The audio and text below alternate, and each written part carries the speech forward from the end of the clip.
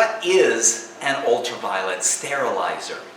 Well, break that into two words. Ultraviolet, meaning a spectrum of light that's extremely bright and at a particular spectrum that is damaging to certain organisms. If we looked at it long enough, you could burn the retina out in the eye. At certain intensities or wattage, it'll have a greater effect or a lesser effect. And we're going to install a 25-watt UV sterilizer into this tank. The sterilizer aspect is as these organisms pass through this sterilizer unit, they become sterilized so that they either are killed off or sterilized in a means that they can't reproduce any longer.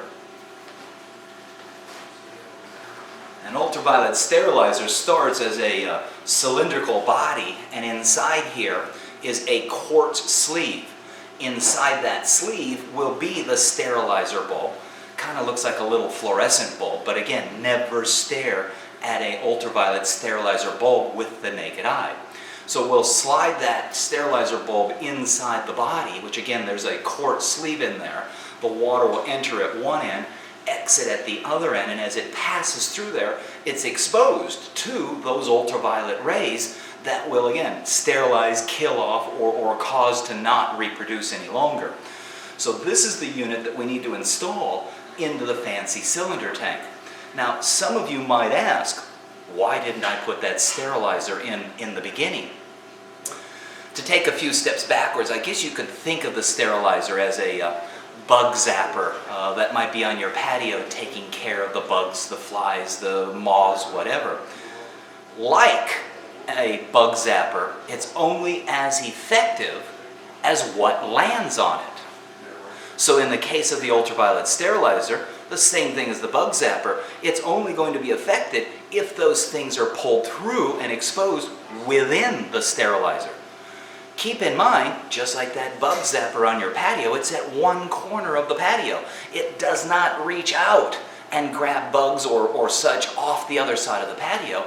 The UV sterilizer, again, does not reach into the aquarium and grab all the bugs and parasites off all the fish. Again, it's only as effective as what passes through it. And so for that reason, I'm not a big believer in sterilizers as far as what they're normally promoted for, which is typically to take care of parasites. It's recommended as a solution for ick. But again, it doesn't reach into the tank, pull the parasites off the fish, and sterilize them if those parasites or bacteria are in a free swimming state where they're drawn up by the filter system, end up going through the wet-dry filter, picked up by the water pump, and then sent to the UV sterilizer. They would be dealt with, but only in that situation. So that's my reason for not always incorporating an ultraviolet sterilizer. That, and I think mechanically they're kind of awkward to work with or repair. If I have to change the bulb in here, which typically is done every 12 months, the bulb has to slide clear out the end and it has to come out yay far. So in my aquarium cabinet, I've got to have this much room, and I don't. So that's where this unit has to be flexible enough that the hoses attached to it allow us to remove it, where we can then open up the end and replace the bulb. So from a mechanical end, I'm not a big believer in ultraviolet sterilizers. In this particular situation, I do have a haziness that appears to only be able to be dealt with an ultraviolet sterilizer. So it's a after the fact piece of equipment that only as needed am I going to add it. So let's go ahead and assemble this and then get it installed in the tank. So this is the body of the unit. We've got some adapters that go on the inlet and the outlet. And then that UV bulb, which is inside here, will be slipped up inside the unit, inside here, and its electrical connection will connect here. We've got a couple of adapters to bring that down to our 3/4 inch hose. Based on its shape, which essentially is a long, slender cylinder, we're going to attach this to the back wall of the cabinet.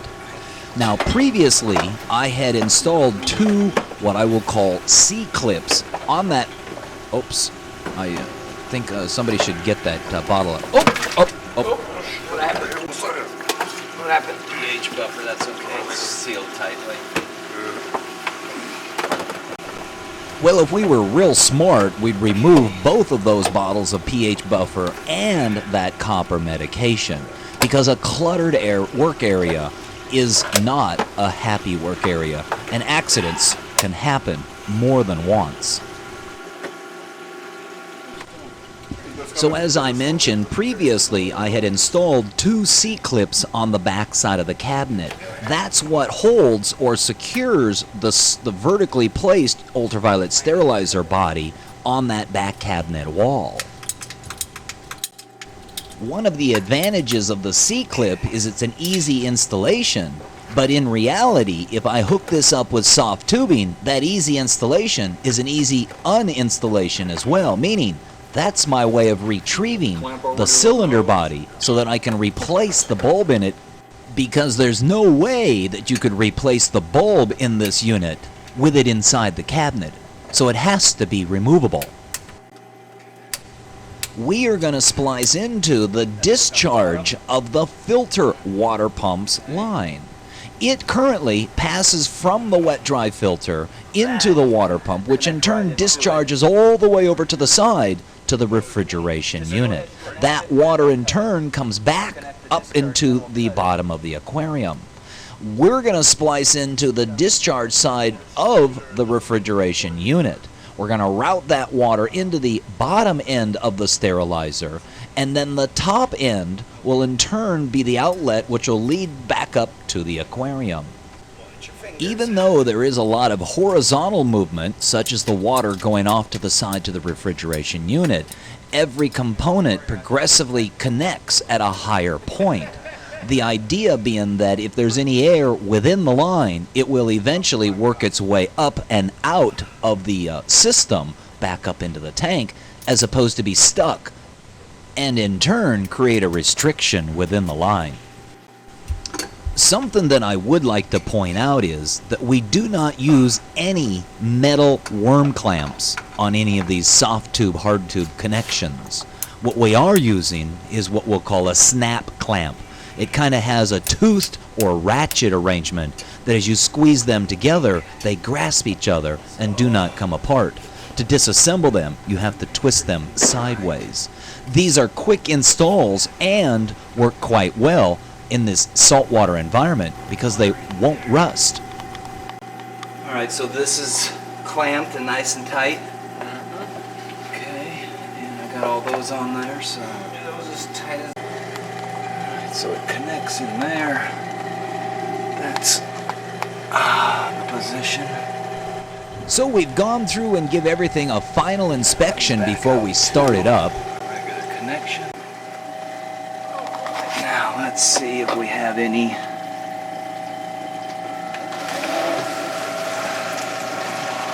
leaks. Something. So far, everything's holding together as it's supposed to. Appear to be any leaks.